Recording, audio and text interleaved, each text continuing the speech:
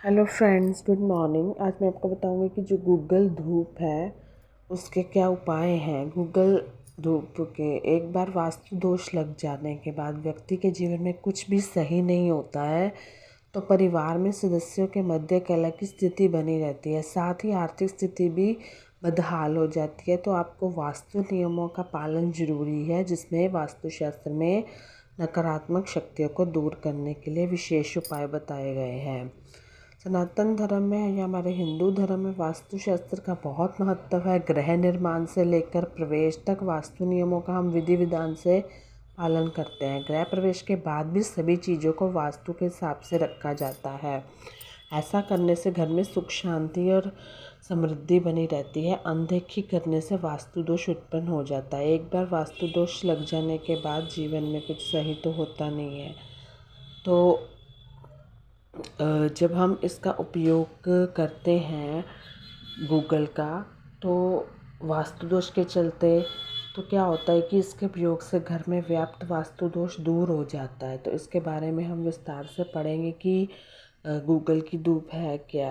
कल की भी मेरी एक स्टोरी बहुत अच्छी है, रामलाल का जादुई हथौड़ा, वो भी ज़रूर देखिए। तनाव दूर होता है। अगर आपके परिवार में सदस्य के मध्य कलह की स्थिति है तो आप घर पर गूगल धूप जलाएं। इस उपाय को आप विशेष दिन पर कर सकते हैं। एकादशी, त्रयोदशी, अमावस्या, पूर्णिमा तिथि पर घर में गूगल धूप जलाने से नकारात्मक शक्तियाँ दूर हो जाती हैं, साथ ही पति पत्नी के मध्य रिश्ते मजबूत होते हैं। इसके अलावा मानसिक तनाव से भी मुक्ति मिलती है, नेगेटिविटी दूर होती है। वास्तु जानकारों की माने तो घर में लगातार 7 दिनों में गूगल धूप में पीली सरसों मिलाकर जलाने से नकारात्मक शक्तियाँ दूर होती हैं, साथ ही घर में सुख समृद्धि और शांति आती है। इस उपाय को आप शनिवार के दिन से स्टार्ट करें। शनिवार की शाम को आरती अर्चना करने के बाद गूगल धूप जलाएं और धुएं को पूरे घर में फैलाएं। बनेंगे बिगड़े काम। अगर आप विशेष काम में आपको सिद्धि नहीं मिल रही तो आप गूगल धूप से उपाय कर सकते हैं। 40 दिन गूगल दुखाओ। इसके लिए शुद्ध घी, पीली सरसों, लोबान गूगल को गाय के कंडे पर लगातार 21 दिनों तक शाम के समय जलाएं। इस उपाय को करने से बिगड़े काम बनने लगते हैं और सभी कार्यों में सिद्धि प्राप्त होती है। नीम के पत्तों की भी धुनी होती है। नीम को आयुर्वेद में काफ़ी महत्व है। नीम कई तरह की बीमारियों को दूर करने, त्वचा को बेहतर बनाने में मददगार होता है। नीम की पत्तियां सूखी टहनियों को जलाने से जो हानिकारक बैक्टीरिया है वो ख़त्म हो जाते हैं और नेगेटिविटी भी दूर होती है।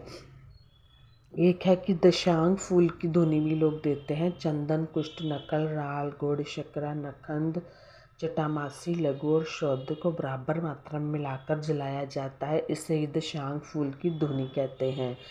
इस धूप को घर में जलाने से घर में सकारात्मक ऊर्जा का संचार होता है। ये आपको जो पंडित जो वहाँ बैठे होते हैं, पंसारी की दुकान के जो जो ये पंडितों का सामान बेचते हैं, उनसे मिल जाएगा।